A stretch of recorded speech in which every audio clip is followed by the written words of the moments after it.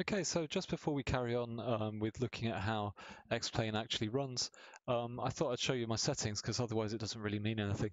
I'm in a Cessna at London City and I'm running on an overclocked i7 3770 at 4.5 gigs. I've got visual effects on HDR, hide, so 1 step from maximum, texture quality on maximum, anti-aliasing on 2 steps. You need it on if you're in VR, but only to 2 steps in my experience.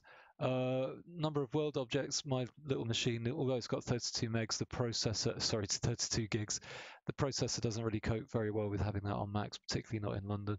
And reflection I've got down because I don't know if anyone else has found this, but in VR, reflections are a bit balked. I will be trying that later to see if there's done anything to improve that. I'm using Vulkan, as you can see, and I've got the secondary monitor on Windows Simulator, but down at 17 degrees, just very low. I don't have that on the iOS, as some people do, because there are some things like control panels for certain plugins that you need to still have the Windows Simulator open on a screen for, so I don't have that, and I've got VSync off. Okay, so let's hit done, and we should be back in the cockpit. Right. So, first of all, let's have a look at FPS. And sitting here, don't forget my machine's a little bit lowly. And we're getting between 26 and 36 by the looks of it.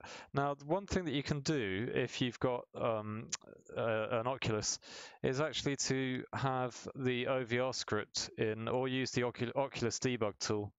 And just make sure that this is disabled because asynchronous spacewalk actually takes up FPS, so we'll turn that off. Now, although we are in a very busy area and a highly populated area, I think I was getting about 38 to 42 in a Cessna before, so a definite drop in FPS is the first thing. Okay. In my previous bit of the video, I talked about the fact that I was going to hack the settings.txt to get the shadows back online, but I actually thought I'd just keep it pure. So I've got a completely new installation here. There's nothing's been changed in the background. Okay.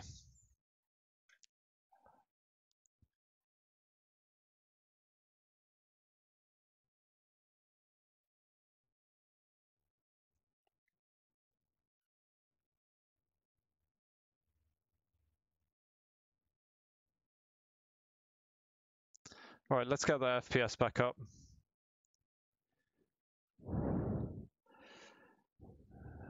So we're still sitting above 30 mainly, so that's pretty cool. That is pretty cool for VR.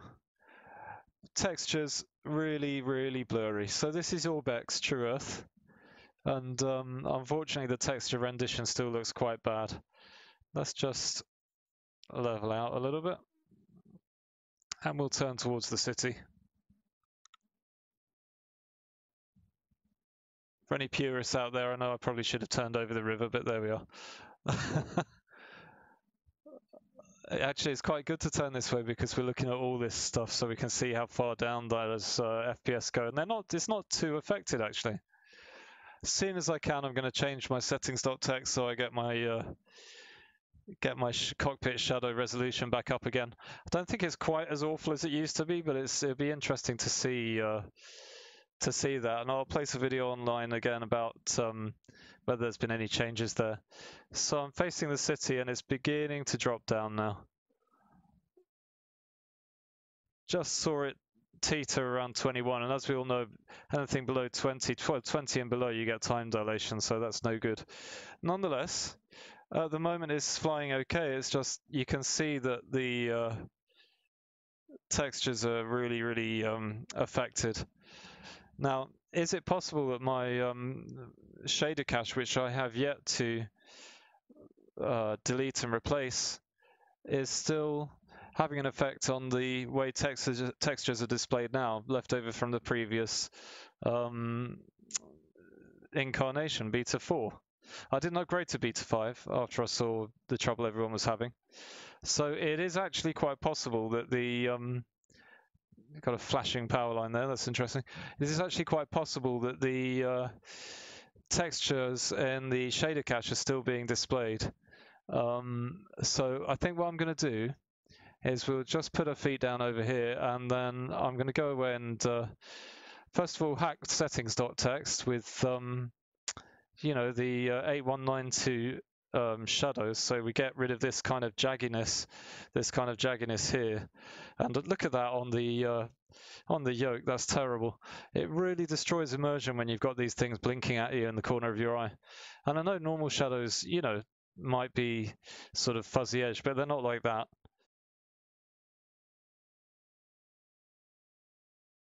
And then I'm going to also just delete the shader cache and start again. I'll come back to exactly the same place, and we'll do a little test and see how we get on. Bit of a balked landing there, but never mind. Feet down, toes down. There you go. Okay, so we're back in the cockpit. I've made those changes, so I deleted the shader cache from X-Plane /output /shader cache, and then all of the contents in there was just a Vulkan folder. I've altered settings.txt. So first of all, you can see that we've got nice 8 megabyte shadows back, all nice clean edges, nothing bobbling around on the yoke anymore, just proper shadows. But unfortunately, looking out the window, the initial issue is that the ground textures don't seem to have changed. Let's get off the ground. Let's have a look at our FPS too. Oh, interesting. A little bit of a crash there. I just pressed a controller.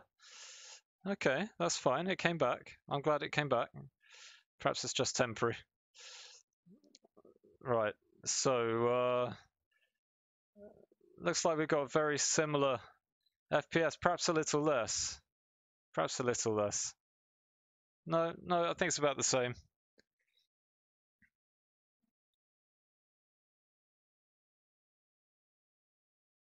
But the textures are still pretty crummy, I'm afraid. So I was hoping that they'd change the texture rendering algorithm. I know that their guy, who's a hugely intelligent guy working on the texture algorithm, apparently has been making lots of little tweaks and changes to get the textures to load in. As you saw in my settings, I've actually got this on maximum textures, and unfortunately, that looks like it's on minimum right now. It has been said that you could try lower settings, almost sort of having our maximum overloads how quickly it can load in the textures, so you get this sort of effect.